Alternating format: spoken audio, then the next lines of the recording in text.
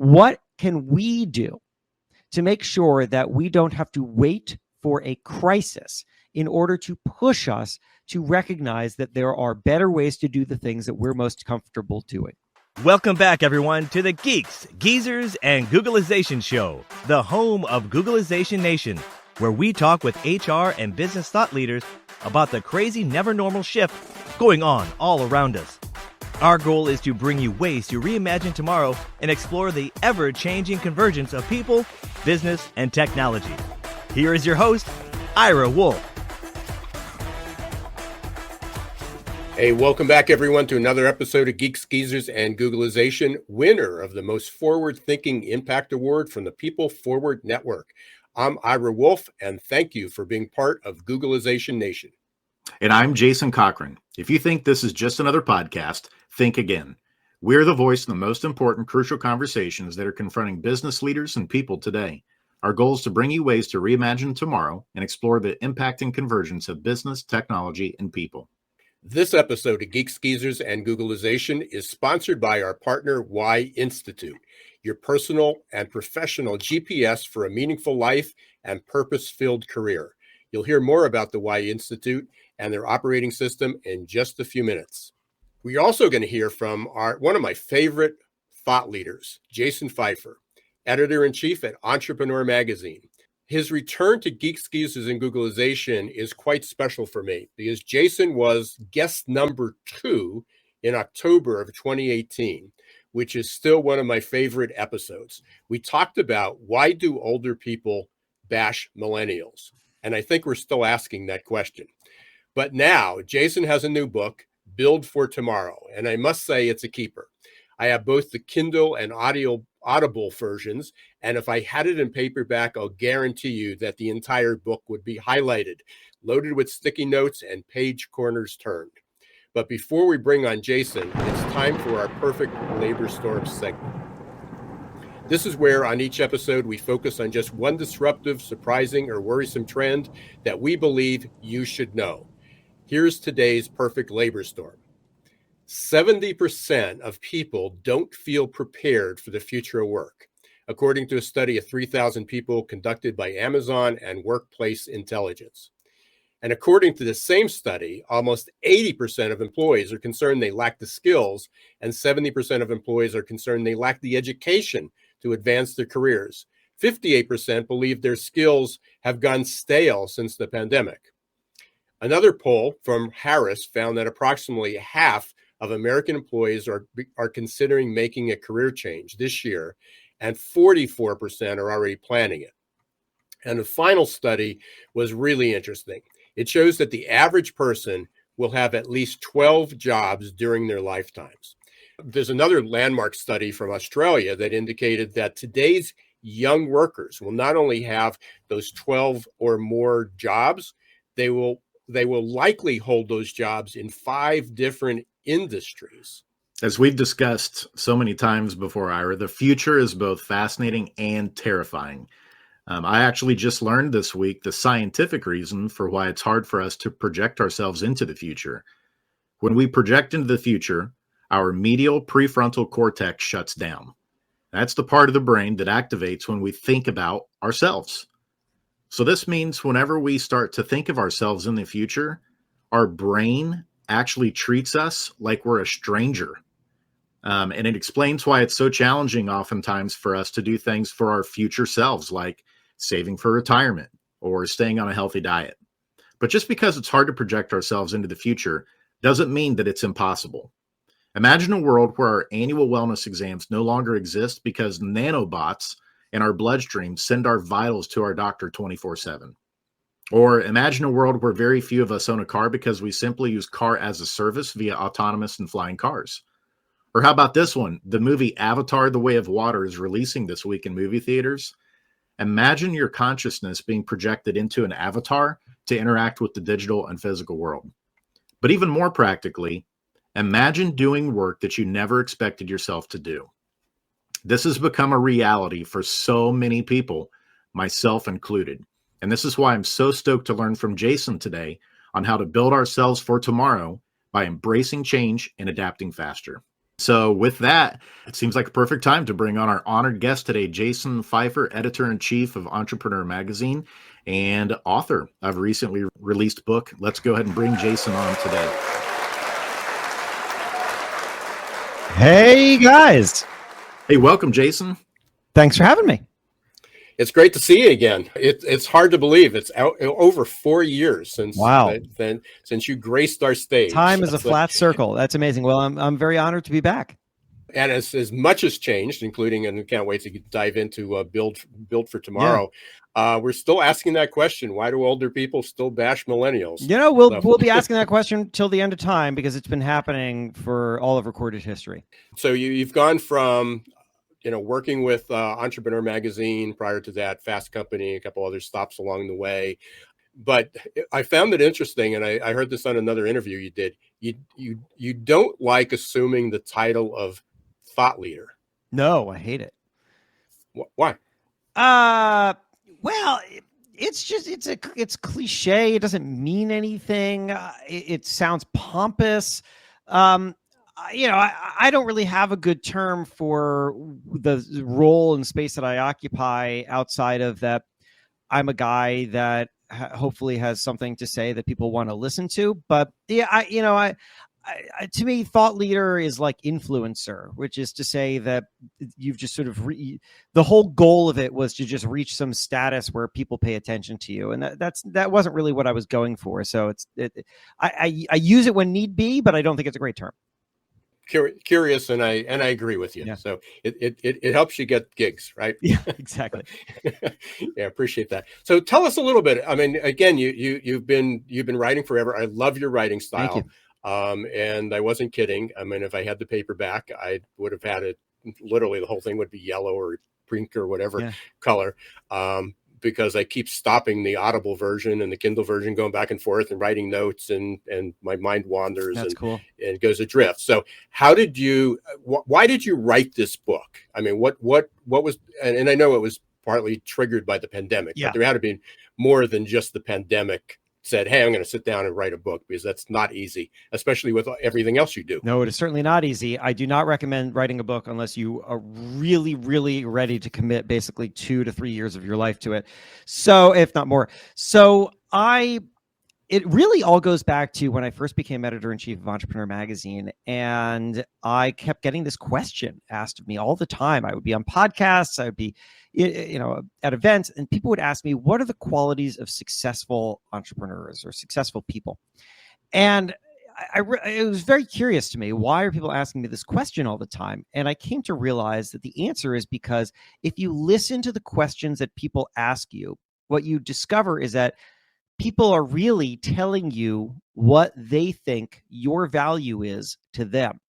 And if you can understand what people see their value, what your value is, then you can anticipate it and deliver it.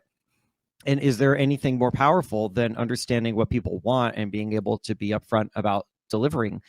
And so I wondered, well, what's the answer to this question? The reason why people are asking it is because they see me as a pattern matcher. That's the value that I have to people. I get to talk to incredible entrepreneurs all the time, and therefore I get to match patterns across how they think and how they act. And I came to conclude that the answer is adaptability. The most important skill, the thing that drives the most success, is adaptability. I wanted to understand, what are people doing? It doesn't seem to be something people are born with. It seems to be a skill that people can develop. And after the pandemic, there was absolutely no better subject to dive into and help people embrace.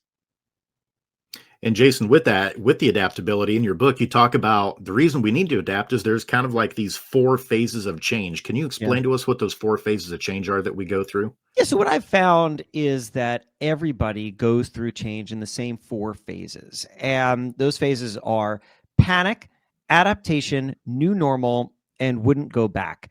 And everybody, I stress, even the most incredibly adaptable, fearless leaders go through those 4 phases. The difference is that very adaptable people who have maybe gone through this before, they go through them faster. Right? They just spend less time on the panic, and they learn how to adapt faster. They have theories about what new normal looks like, and they start to move towards them. This is what we all need to do better at, is we all need to be able to move towards that, through that panic and into more productive phases of change. And so I wanted to understand again, like, what is it that people are doing? Okay, I give you just this was perhaps my first great shocker moment of how people were going to react to the pandemic, which was, it was March of 2020. It was days before everything shut down, and the world hadn't quite understood what was coming for us. And I was out to dinner with like 12 people for a birthday party, and I'm sitting next to this woman named Megan Asha, and Megan is the founder of a company called Founder Made. They operate trade shows for the CPG industry, and I've spoken at Founder Made before, and I said, Megan, what is going to happen? Because your business is a live events business, and live events are like shutting down right now. Like, how are you feeling? And she said, you know what? I'm actually a little excited about it. And the reason is because we have had all of these ideas about other sources of revenue, ways to diversify this business. And we've never been able to really explore any of those ideas because all of our energy and resources are always being put towards the live events, because we always have to have the live events. So now if the live events stop, we can start to explore all these other ideas that we haven't had the time for. And I was amazed by that perspective, because she instantly, I'm sure that she basically already moved through panic, and I'm sure she was still feeling plenty of panic, and there would be plenty of panic to come, but she had gotten already to a place where she was starting to hypothesize what happens next, right? Instead of debating whether or not there should be live events when it seems like there will not be live events, she is putting her energy towards, what can I do and how can I make the most of the reality that I am now facing, rather than trying to counterfactualize that reality. And Jason, with that, I mean, are there some corollaries of that? That was a perfect example of how businesses sometimes can innovate and come up with new concepts. Mm-hmm. In this case, they were kind of forced to because of the pandemic. But what if we shift that on its side and think in terms of people? Are there things that people need to do in terms of their career where those same types of principles apply, in terms of stretching themselves, doing things they haven't done before, and going out on a limb and trying new things? Yeah, without question. I think that the first thing that we need to do as individuals is have a better, more defined sense of self that is detached from the output of our work. So what I mean by that is that if someone comes up to you at a party and asks what you do, you will almost certainly tell them what you do by means of the day-to-day tasks that you perform, the thing that you produce, the company that you work for, the role that you occupy. And that's all fine. There's nothing wrong with that. But the problem is that all of that stuff is easily changeable, all of it. And therefore, if you too closely tie your identity to these easily changeable things, then what you are really setting yourself up for is a massive feeling of disruption. When anything does change, it won't just feel like a change to your work, it will feel like a change to your identity. We need to come up with definitions of ourselves, understandings of ourselves that are detached from the things that are easily changed. You need to find the thing about you that does not change in times of change. And I would suggest pushing yourself to try to come up with a single sentence that you can use to understand yourself. For me, it is this: I tell stories in my own voice. Every word carefully selected because it is not anchored to something that changes. Notice, I tell stories, not magazine stories, not newspaper stories, not podcasts, not books, because any of that is changeable. I work at a magazine right now. I am the editor-in-chief of that magazine. It's a great role. It could go away today. All it takes is somebody deciding to fire me, right? And there are a couple of people above me, president and CEO, they could fire me. And then that's it. If my identity is that I'm a magazine editor, then I'm basically on one phone call or email away from that identity disappearing. I run people through this kind of extended exercise that I have in the book about how to find this for yourself. And it is awesome to hear people afterwards come up to me at conferences or wherever and tell me what they've come up with. I just yesterday, let's see if I can find it fast enough. I just yesterday got a DM from someone on Instagram who is an event planner and had heard me kind of walk people through how to do this, and then texted. Here it is. I found it, and she wrote. She wrote. I was just on a podcast recently. He asked me to tell him more about me, expecting me to say I'm an event planner. Nope, I'm someone who loves to help people celebrate life. Isn't that awesome? Isn't that awesome? Because that means that, so fine, she's an event planner now. Maybe the event industry collapses, or maybe just the kinds of events that she does radically changes. But there is never going to be an absence of need for people celebrating life. I love that that is the way that she now thinks of herself. It liberates her to enjoy and embrace the new things that come and figure out how to make the most of them. Jason, you must have been eavesdropping on my master's class. We just finished our organizational change class, and one of the messages that the students got, and Jason was a guest lecturer there as well. We talked about that. We talked about how you can't identify yourself through job titles, and we actually focused on purpose. And you talked about that in your book a bit. Yeah. And one of the quotes that you had was, "Purpose is why you should exist tomorrow." Can you talk about that a little bit? Well, the reason I called the book "Build for Tomorrow" is because I think we often spend too much of our time building for yesterday. It's just to say that we built something, it works, or we're comfortable with it, and therefore what we want to do is make sure that it lasts. We start to protect it.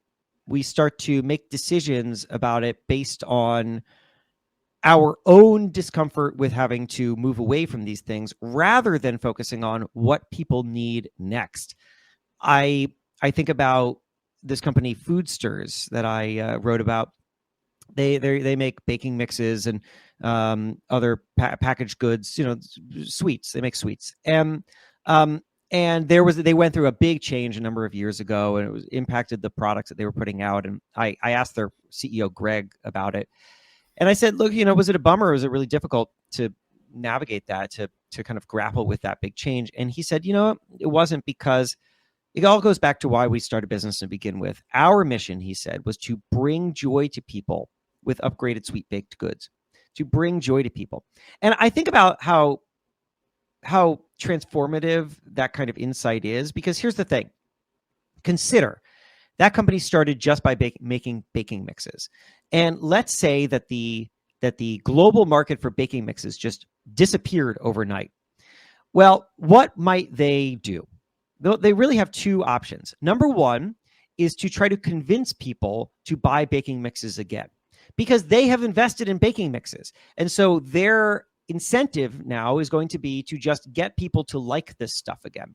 That's building for yesterday, right? That's trying to get people to go backwards even when they want to go forwards, because you happen to have something that was relevant to them before. The other way to do it is to say, all right, well, they don't like baking mixes anymore. What's my purpose? My purpose is to bring joy to people with upgraded sweet baked goods. So how can I do that? What else do they want? Do they like donuts now? Do they like cookies? What do they want right now? How can I bring joy to people? That's building for tomorrow, because that's understanding where people are going and making sure that you are evolving with and ahead of them. It's a massive difference. So that's the reason why I wrote it like that, because your purpose is understanding how you can continue to be relevant, not how you were relevant. So if we can continue walking through the stages, so we spent some time on panic and probably have moved into adaptability. Yeah. So let's make sure that we walk through all four stages, because we certainly want to get people where they wouldn't go back. Yeah. Yeah. Well, right. So, there's panic. You're very familiar with panic. There's adaptation. I think one of the best ways to do that is what we've been doing right now, is to have a clear-eyed understanding of who you are and what your value is that's transferable. You get to now, the next is new normal. New normal being where we start to develop some new comforts and familiarities. We start to build a new foundation. And as we do that, one of my recommendations is that we need to be incredibly mindful of how everything that we do benefits or does not benefit our ecosystem. So I like asking this question, what is this for? I like it so much that I devoted an entire page in the book to it, which is to say that there's literally nothing on that page except for what is this for, very large, so that people could tear it out and slap it on their walls. Because I find that asking what is this for of everything that I do really helps guide me. It shows me that, all right, this podcast that I make, for example, what is this for? Well, in the early days, what it was for teaching me podcasting. And then it might have become about, what is this for? It's to make me money. But you know what? I'll be honest with you. The podcast that I make, it doesn't really make me much money. So it's not for making money. Does it have another purpose? It better. Otherwise, I should stop making it. What is this for? Well, I found that the answer is that it is a IP factory. It allows me to talk to very interesting people, explore very interesting ideas. I can then utilize those insights in other ways. And it's an opportunity magnet. People listen to it and then they reach out to me, and those relationships can turn into other opportunities. Now, the second that one of those two things stops working, or that there are other more interesting and maybe efficient ways to gain those things that I'm talking about, maybe the podcast isn't for anything anymore, and I should move along. And that's okay, because the podcast served its purpose and I loved it, and now it's time for it to be replaced by something else that it's for. Constantly ask yourself, what is this for? So that you never just start doing things forever simply because they served a role at one time. Now, Jason, this is going to be a little bit of a different question here. In Sure. your book, you've got Dwayne "The Rock" Johnson, I do. and I'm a huge fan of The Rock and professional wrestling. And so, without giving too much away, can you share a little bit of the wisdom and insights that The Rock shared on how we build for the future? Yeah, sure. So I had a really wonderful conversation with Dwayne and his business partner, Danny Garcia. And we talked a lot about how to find purpose, similar to what we talked about here. And, I asked him, I told him my line that I said to you there, I tell stories in my own voice. And I asked him, what's his version of that? And he said just the craziest thing to me. He said that his mission for himself is, I want to be a 10-lane highway moving through the world. And you're like, what?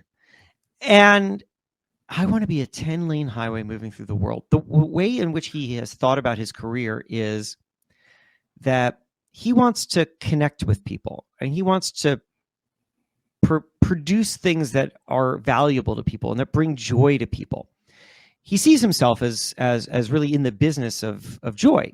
And when he started out, he had one lane, and that one lane was he was a wrestler. And then he added a second lane, and that second lane was acting. But he feels like, and so far he has not been proven wrong, he feels like he has near infinite capacity for expansion, that he has the ambition and the talent and the wherewithal to find incredibly different, relevant ways to connect with people. And he wants to continue to push himself to figure out what those are. So, I think that probably when he and Danny were trying to decide whether or not to buy the XFL, it fit very nicely into, well, this is another lane that we have that we can build to try to bring joy to people. And it's the reason why he also invests in just the most random. I mean, he invests in Jenny's ice cream. I think it's Jenny's, some ice cream company. And it might not be Jenny's. I take that back. And I just, I've never heard somebody articulate ambition quite like that, but I really like it because it's not just, The Rock doesn't want to just make the most money possible. I mean, he makes a hell of a lot of money, but if he wanted to do that, there are other ways to do it. He wants to really bring joy to people, connect people, and he feels like there is not just one way to do that, and he wants to find as many ways as possible. Are your employees feeling stuck and just showing up for a paycheck? Is your workforce working harder to get back to normal than adapting to the future? It's time to help them break their addiction to certainty and develop a growth mindset. Developed by one of the world's top-rated future of work thought leaders, AQ Plus Mindset is a powerful tool to help your employees embrace change, adapt faster, and grow on the job. Conveniently delivered to any smartphone or laptop in easy-to-digest 5 to 10-minute lessons. managers can sit back and watch employee attitude shift towards growth and innovation in just 30 days. Are you ready to help your employees thrive in this ever-changing, never normal world? Encourage them to show more grit, resilience, adaptability, and unlock their potential? The journey to a growth-filled future starts with a growth mindset. Visit aqplusmindset.com or call 484-373-4300.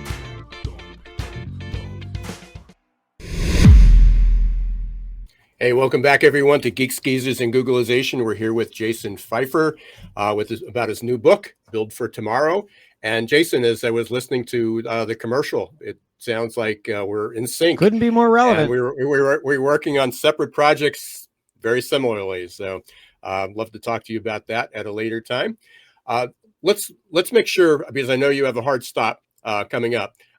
We want to make sure that we get to the core of the book of how do you get to stage 4 or phase 4 of this, of saying, hey, I wouldn't go back. Yeah. Well, look, I mean, it's not one flip that you switch. The book is sort of all about driving towards wouldn't go back. And I think that's what we all should be thinking about is there is going to be some time, whether or not we go into it kicking or screaming or not, there will be some moment where we realized, oh, wow, there was actually a better way to do things all along. One of my favorite little moments of talking to people during the pandemic was this woman. Her name is Lena, and she runs a company in Baltimore called Lena's Wigs. It's just a storefront. They sell wigs. And she used to operate it like a storefront. Everybody knows what a storefront is. People could walk in off the street, they can shop for wigs. And then the pandemic arrives, and Lena cannot welcome people in off the street because there are lockdowns and all sorts of restrictions, and we all remember that. And so Lena is trying to think, well, how on earth can I stay operational? And the only thing that she can think of is something that she was well aware of. It wasn't something she invented, but that she had always thought was a terrible idea for her business. And that was to do appointment only, to be an appointment only business. And the reason she'd always thought that was a terrible idea was because why would you add friction to your business? But now she has no other choice. And so she moves to appointment only and discovers 2 incredible things. Number 1, sales and profits rise. Number 2, her customers are happier. What's going on? Well, here's what's going on. You know who doesn't buy wigs? Turns out the answer is people who walk in off the street. They don't buy wigs. They browse wigs. You know who does buy wigs? People who are buying for religious or like other personal reasons, health reasons, very personal reasons. Those people are incredibly happy to come in and have a private experience where they're looking at wigs and they are not surrounded by randos who walk in off the street. Meanwhile, Lena, this whole time, had been employing somebody to greet the people who come in off the street, which means that Lena was actually spending money to greet people who are not her customers at the expense of the people who are her customers. And she didn't realize this until she was forced into it. And this now is her wouldn't go back moment. She realized that there was actually a completely different way to run her business. And now that she has recognized that, she has leaned heavily into it. So she is now thinking, well, how can I make my online presence more robust? Can I also do virtual fittings? The answer is yes. People are very happy about that. What can we do to make sure that we don't have to wait for a crisis in order to push us to recognize that there are better ways to do the things that we're most comfortable doing? I think back to the way that Donald Rumsfeld, kind of random reference, you didn't expect that, but Donald Rumsfeld famously talked about in this press conference over a decade ago about the known knowns, the known unknowns, and the unknown unknowns. Now, he was talking about that from a military perspective, but I think that that comes out of the Johari window, which is this 1970s self-assessment tool. And I think it's a pretty good way for us to think. If we always look around and we think, what are our unknown unknowns? What do other people know that I don't? And that, in fact, I don't even know how to ask the question for. The starting point is by looking around at other businesses and just seeing how they're operating. By looking at, Lena could have been looking at virtual companies that do virtual things for people that we always used to think have to happen in person. People sell candles online now. It seems like the weirdest thing. Don't you need to smell the candle? No, turns out you don't. So that should make you wonder, well, is there an unknown in front of me too? How can I start to illuminate that unknown? How can I start to experiment and see if the boundaries of my business are not exactly where I thought that they were? That is how we ultimately are going to be able to reach our wouldn't go back moment. And you brought up one of my favorite questions. This came when I was doing my master's program almost 20 years ago, and it was in a book called The Prepared Mind, and it looked at different stages of decision making. Yeah. But one of those questions was, "What don't I know that I should?" Yeah. And who knows that? And Where do I find that answer? And that's a question. And every time somebody gives me a solution, or every conversation we have, or every time I was teaching my class, that's the question: is what don't we know that we should? Whenever I go into a situation that I don't feel completely prepared for, like I remember the first couple of times I went on television, and or the first couple of times I went on stage. I mean, couple is like a lot. I would always ask afterwards, how did I do? Like, not just of me, but of the organizer. And, they'll be like, oh, you did great. And I was like, yeah. But like, tell me the things that you would have done differently. Tell me what other people do better than what I do. And then they'll say, and I'll be like, I'm not defensive about it.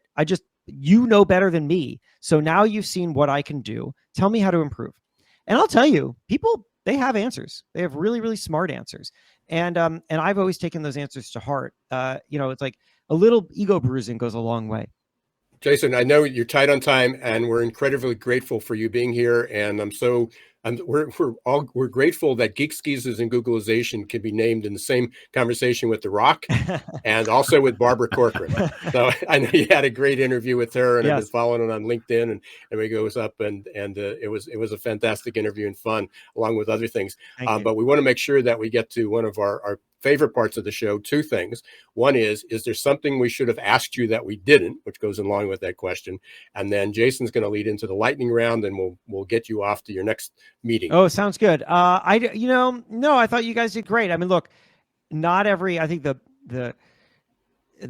this goes for content as well as just anything else, which is right. If you're trying to be all things to all people, then you're nothing to nobody. And oftentimes I think people feel like when they sit down with someone, they should have like a big sweeping conversation. But instead, I think that what you should do is pick one direction and just dig deep there, and you'll hit some kind of pay dirt, and that's valuable. And ultimately, the most anybody can ever hope for is that somebody remembers like one thing that you said. Right? If people are watching, people who are watching or listening right now, if they remember a single thing that came out of my mouth a week from now, that is the greatest success I can ask for.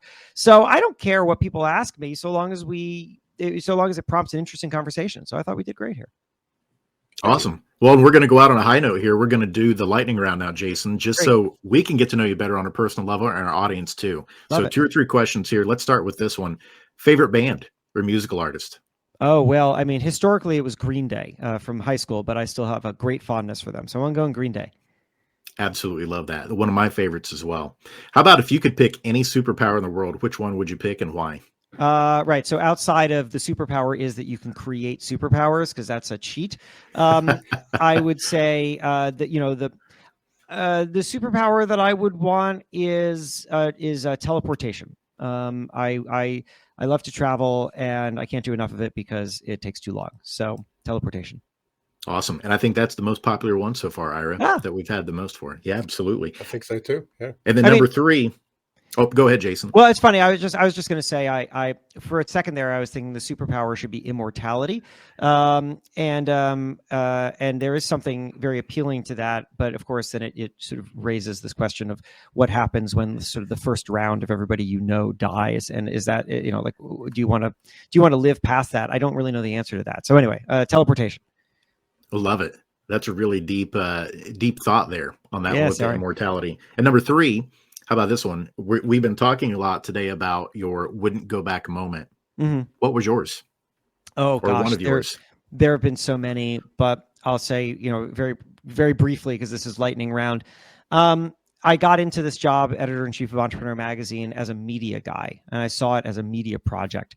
And about a year in, is when I finally understood that the world didn't understand me as a media guy anymore. They understood me as, I mean, Ira, what you opened with, a thought leader. And I hated the term thought leader, but I realized eventually that there was actually a massive opportunity in fulfilling that expectation, because that then allows me to just do a lot more and be relevant to more people in more direct ways.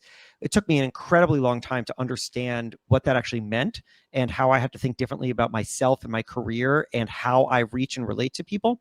It was a years-long project, but the ultimate result of it is basically what you see now, is that I'm able to have this kind of conversation with folks like you, and I wrote this book, and I do a lot of other work, and that is easily a wouldn't go back moment.